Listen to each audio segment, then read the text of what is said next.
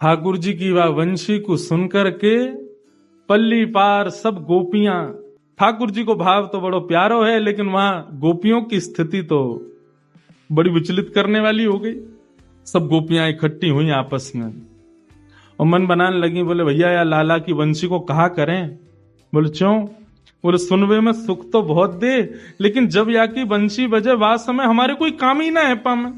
गोपियां, भागवत का एक श्लोक भी है, वहां ठाकुर जी से निवेदन करती हैं, लाला एक काम करो। बोले कहा, तुम वंशी तब मत बजाया करो जब हमारे घर में भोजन बने करे। ठाकुर जी बोले क्यों? बोले आपकी वंशी को नाद सुन के हम चैतन्य तो पिघल ही जामे, लेकिन हमारी जड़ जो लकड़ी जल रही है वहां में भी पानी प्रकट है जाए, वो जल ही नहीं पावे, भोजन बने ही नहीं पावे। ठाकुर जी बोले अब या को कहा निधान करें, हमें कैसे पता चले तुम्हारे घर में कब भोजन बननो है। अब पता चली दोपहर में तेरी सास से भूख लगी आई, तू बनाने लगी और वही समय हम वंशी। अब या को मतलब तो ये पूरे दिन की प्रतिबंधी कर दो हम पे कि हम वंशी नहीं बजाएं। तो आज सब गोपियां मन में विचार करने लगी, बोले देखो सुख अपनी जगह भैया, लोक लाज भी तो देखनी है, परिवार भी तो देखना है, और या कन्हैया के चक्कर में तो हमारा सब बर्बाद है जाएगा। एक गोपी बोली कल मैं तो खिचड़ी बना रही और वही समय याने वंशी की ऐसी तान छेड़ी कि नमक की जगह शक्कर डाल दी वो खिचड़ी में। सब गोपियां अपनी अपनी स्थिति कहने लगी, मन में विचार करने लगी कहा करें कहा करें। तो सब गोपी ने मन बनाया, बोले एक काम करो, लाला की वंशी चुराए लो। लाला की वंशी चुरा लेंगे तो बजा ही नहीं पावेगो, बजा नहीं पावेगो तो फिर हमारे काम धंधे हुए जाए करेंगे। और तो सुनो वहां में एक फायदा और रहेगा, जब सुनवे को मन करे ना तब दे दे करेंगे ले लाला, और फिर आगे बाद जब हमें काम करने होंगे फिर कोई गोपी भेज के फिर चुरा लेंगे। गोपियां सब ये चर्चा कर रही। ठाकुर जी का एक सखा गुजर रहा था जिसका नाम है मधुमंगल। वह को काम ही यही है कि कहां क्या योजना बन रही है वो योजनाएं सुनना और जाके ठाकुर जी को बताना। तो मधुमंगल एक वृक्ष के पीछे खड़े होकर सुनना था। सब गोपियां कह रही हैं कि लाला की वंशी चुराओ। मधुमंगल बोलो सुन लई मैंने, सबरी बात सुन लई। गोपी बोली अरे ये कहा भयो, याने कहां ते सुन लई? अरे कांडे कहां ते आगो तू? बोले अरे हम तो अंतर्यामी के संग रहे, तो हम अंतर्यामी है, जब चाहे जहां चाहे वहां पहुंच जामे, और जा से हमारे लाला को खतरा वास है तो हमको बहुत ज्यादा ध्यान रखना पड़े। तुम सब गोपी कब कहा कैसे कहा कर दे हो, या हमारे मुंह को बड़ो ध्यान रखना पड़े। और आज मैंने सुन ली है तुम्हारी बात जो तुम कह रही हो। अरे सखियों, अरे गोपियों, तुम तो बड़ी निर्दयी हो, बताओ हमारे लाला के बारे में ऐसा सोचो। सब गोपी बोली कहा सुनो तेने? बोले मैंने सब सुन लियो कि तुम लोग कह रहे हैं कि हम लाला की वंशी चुराएंगी। सब गोपी चरण पकड़ने लगी, बोले तो पता चल गई है, अब ठाकुर जी से मत कहियो। बोले कहियो, अब्बा वंशी की जिम्मेवारी मेरी है, तुम चुरा के तो दिखाओ। चुरानो तो दूर, तुम छू नहीं पाओगी वह वंशी को। हमारे लाला इतना प्रेम करे, तुम्हें पता है यशोदा मैया के संग ना सोवे, लेकिन वह वंशी को लिपट के सोवे, वह वंशी के बिना एक क्षण ना रहे। और तुम सब हमारे लाला के वह प्राण स्वरूप वंशी को चुरावे को योजना बना रही हो। मैं रक्षा करूंगा, ना चुरा पाओगी वंशी। गोपी बोली मधुमंगल तू हमारी बात सुन, यदि तू हमारी बात सुनेगो तो तू भी राजी करेगो कि वंशी चुरानी चाहिए। देख हमारे घर की स्थिति का कर दी है वह वंशी ने, जब जब बजैवा की वजह से जो जो घरों में हो जाता है वो सब बताने लगी गोपियां। मधुमंगल बोले मेरे पास एक उपाय है, वंशी भी ना चोरी करनी पड़ेगी और तुम्हारे काम भी आ जाएंगे। गोपी बोली कहा करनो बता दे भैया, तेरे पाम पूछे जल्दी बता। बोले एक रुई को फोआ लाओ। गोपी बोली अच्छा फिर? बाकी 2 भाग करो। बोले अच्छा फिर? बोले कानन में ठूस के 24 घंटा रहो, वंशी की ध्वनि जावेगी ना, तुम्हारे काम भी आ जाएंगे, लाला की वंशी बच जाएगी। अरे मधुमंगल पूरे दिन कानन में रुई घुमा के घूमेंगे, डाल के घूमेंगे, कहा कहेंगे ब्रज के लोग, सब हंसी उड़ामेंगे। अरे या तो काम ना चलेगा, एक ही उपाय है, अब तो वंशी चुरानी ही पड़ेगी। मधुमंगल बोलो एक उपाय और है। गोपी बोली बता दे भैया, दूसरा उपाय बता। बोले एक लंबो कपड़ा लाओ। बोले अच्छा, वाकू मुंह ते लेके कान तक बांधो। बोले फिर? बोले फिर यमुना जी में कूद के मर जाओ, ना बचोगी तुम ना बचेगी ये बला। हाँ कूद काट के खत्म करो। ऐसो मधुमंगल। गोपी बोली अरे हम कौन ते बात कर रही हैं, मधुमंगल बोलो भैया बंशी तो नहीं चुरा पाओगे, क्योंकि वह बंशी की जिम्मेवारी अब मैं ले लूंगा। मधुमंगल लौट के गए और ठाकुर जी के पास। अरे लाला कहा कर रहे हो? बोले कछु ना भैया बैठा हूं। वो लाला एक गुप्त खबर तो को देनी है। ठाकुर जी बोले कहा भयो? बोले कि ये बरसाने की गोपीन ने सबन ने योजना बनाई है तेरी बंशी चुरावे की। बोले अरे कहा बात करे? बोले और नहीं तो सांची बताओ। बोले सांची कह रहा हूं लाला, या बंशी चुरावे को दोल नहीं है सबरी। यो कहे लाला बंशी बजावे हमारे घर में यो है जाए त्यों है जाए, हमारे घर में तो कछु ना होए, इन गोपीन के घर ही क्यों बिगड़े तेरी बंशी थे। ठाकुर जी बोले अब क्या करें? बोले अब कहा करें लाला, एक ही बात है, बंशी मुंह दे दे। मैं तू तो नेक्सो सो बालक है, तू कहां लड़ेगा इन गोपीन ते? मैंने थोड़ा बड़ा हूं, मुस्टंड हूं, एक लड़ लूंगा इन तेला बंशी मुंह दे, या की रक्षा मैं करूंगा। ठाकुर जी बोले देख ले, प्राणन ते प्यारी है, दे तो रहूं तो। बोले तू चिंता मत करे, ला दे मुख।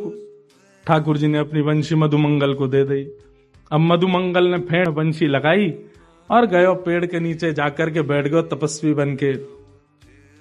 बोले कहा करेगा? बोले भजन करूंगो। लाला ने बता दे काय नाम को भजन करूं? बोले राम नाम को भजन कर भैया। बोले कहा बोलना? बोले हरे राम बोलियो।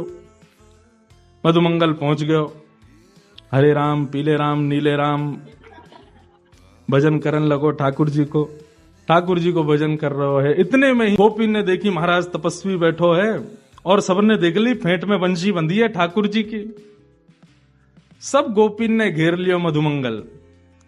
अरे आज तो भजन कर रहे हो? बोले बिल्कुल परेशान मत करियो मुझको, नाम जप कर रहा हूं मैं, भजन कर रहा हूं।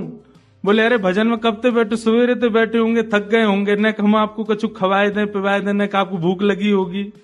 सब गोपीन ने अपने अपने माखन के मटका खोल खोल के सामने धर दिए, मुंह में पानी आ गो। सब गोपी बोली आओ हम अपने हाथन से आपको पवाए दें। मधुमंगल तो आनंद दे, भूल गो बंशी की रक्षा करनी है, मुंह खोल के बैठ गो, लाओ पवाओ। अब जैसे ही मक्खन मुंह में जाए, नेत्र बंद करके मधुमंगल खूब आनंद में माखन को ले रहा है। इतने में 2-3 गोपी पीछे गई, पीछे ते जाकर के फेंटते बंसी निकारी और भाग गई, ले गई बंसी। अब मधुमंगल रोतो रोतो गयो ठाकुर जी के पास। बोले लाला मेरी बंसी सुरक्षित है? वो लाला अब तो मैं कहा बताऊं, मैं ही सुरक्षित आ गो, यही बहुत बड़ी बात है। अरे मुंह तो लगे ही सबरी गोपी भांग में लाला इन मक्खन में, ऐसा खवाया मैं तो बिल्कुल मूर्छा में आ गो, सबरी बंसी लेके भाग गया। अब तो जैसी पता चली बंसी चोरी है गई, ठाकुर जी तो अब इतने परेशान, कहां गई होगी? बोले बरसाने की गोपी ले गई है तो जरूर श्री जी को जाके दे दी होगी। अब तो लाला उन्हीं के पास जा, वही तेरी रक्षा करेंगी, वही तो पे कृपा करेंगी। हमारे ठाकुर जी बरसाने पहुंचे। अच्छा ये सब योजना गोपियों ने श्री जी के नेतृत्व में ही की थी। पहले श्री जी को जाके बताई थी, बोले भैया जादनाते ही बंशी ठाकुर जी की भजन लगी है। बोले लगे तो बहुत अच्छा है, लेकिन हमारे घर बार तो सब बिगड़ रहे हैं बैठे, श्री जी आप आज्ञा दो तो हम बाको चोरी कर लाएं। पहले तो श्री जी ने मना किया, लेकिन फिर ललिता विशाखा ने प्रलोभन दियो, बोले बंशी चोरी हो जाएगी तो वह बंशी को लेवे श्याम सुंदर आमेंगे। तो श्री जी को लगे अच्छा श्याम सुंदर यहां आमेंगे? बोले हाँ। अब तो दोनों ही एक दूसरे को देखवे के चकोर हैं। श्री जी ने भी आज्ञा दी कर लाओ चोरी। और महाराज सब गोपी चोरी करके वह वंशी को ले गई और ले जा करके रत्न जटित सिंहासन पर बैठी श्री जी उनको प्रदान कर दे। नेक देर में ही ठाकुर जी पधारे, मोह उतरो भयो है आंखन में मोटे मोटे बिंदु। श्री जी के चरणन में जाकर के निवेदन कर रहे हैं, हे श्यामाजू मेरी मुरलिया दे दो। ठाकुर जी ने जाके कही कि मेरी वंशी मुंह दे दो। किशोरी जी बोली देखो श्याम सुंदर, हमें आपकी वंशी से कोई बैर नहीं है, लेकिन इन गोपीन की बात सुनो, ये भी गलत नहीं है। सब गोपियों ने बताया, बोले जब ये बंशी बजा में हमारे घर में ऐसा ऐसा रह जाए, कोई पानी भरती रह जाए, कोई भोजन बनाती रह जाए, कोई सोती रह जाए, कोई मुस्कुराती रह जाए, कोई रोती रह जाए, ऐसी स्थिति या वंशी तो होगी तो कैसे चलेंगे काम? अब आप या को कोई निधान बताओ। ठाकुर जी बोले निधान का बताऊं, मैं वंशी पे आपको ही नाम गाऊं, मैं कोई साधारण वंशी तो बजाऊं ना। तेरो ही गुण गाऊं मुरलिया। ठाकुर जी बिल्कुल भाव में आ गए रोवे ही बारे ने का देर में हाथ जोड़ के कह रहे हैं, हे श्यामाजू, मैंने वंशी कोई के घर बिगाड़वे को थोड़ी बजाई है। मोए कहा पतो ये गोपी कब कहा कौन सी लीला कर रही है। मैं तो आपको जब स्मरण करूं, आपको याद करूं, तब वह वंशी को वादन करूं।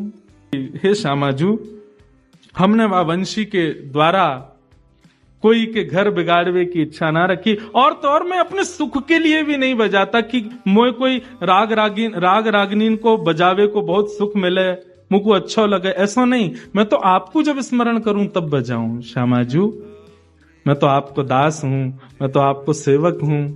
भाई बंसी लेनी है तो कछु तो करेंगे। वैसे तो हमारे ठाकुर जी सदा ही दास हैं, लेकिन प्रार्थना कर रहे हैं, श्यामाजू मेरी बात सुनो, मैं कहां गलत हूं। ठाकुर जी के नेत्रन में जैसी मोटे मोटे आंसू आए, इतने में श्री जी ने इशारा किया गोपिन से, बोले रहन दो, अब मान जाओ इनकी बात। तब एक गोपी किशोरी जी से ऐसो के, अच्छा ठीक है, अब दया करके इनकी वंशी इनको दे दो, दया करके।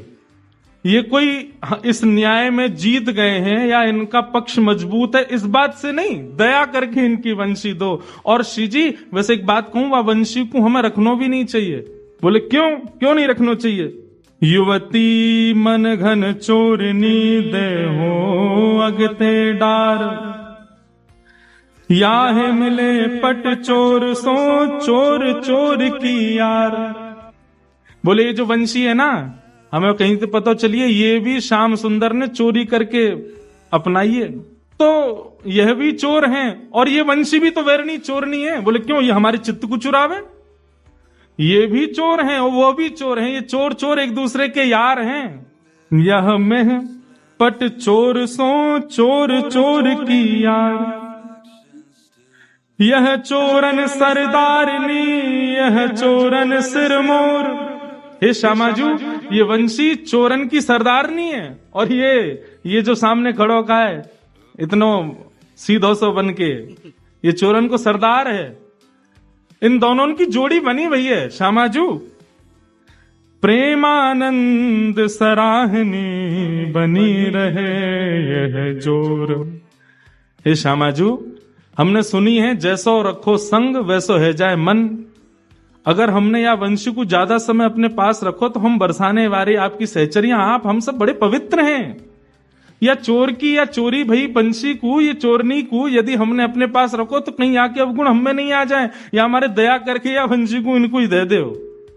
या कुछ ज्यादा समय संग नहीं रखना चाहिए, नहीं तो कहा पतो वाकई अवगुण हमारे भीतर आ गए तो।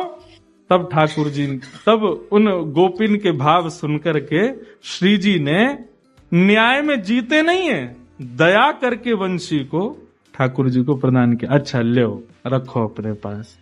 जैसे ही ठाकुर जी के हाथ में वंशी आई, ठाकुर जी के तो तेवर ही बदल गए, आंखन के ढंग बदल गए, चेहरे को रंग बदल गए। बोले ऐरी गोपी का कह रही, ये चोरनी है, मैं चोर हूं, ले रुक अभी बताऊं। इतने में ही ठाकुर जी ने दर पर रखी वंशी और जैसे ही नाद किया सबरी गोपी वहीं मूर्छित होके गिर गई।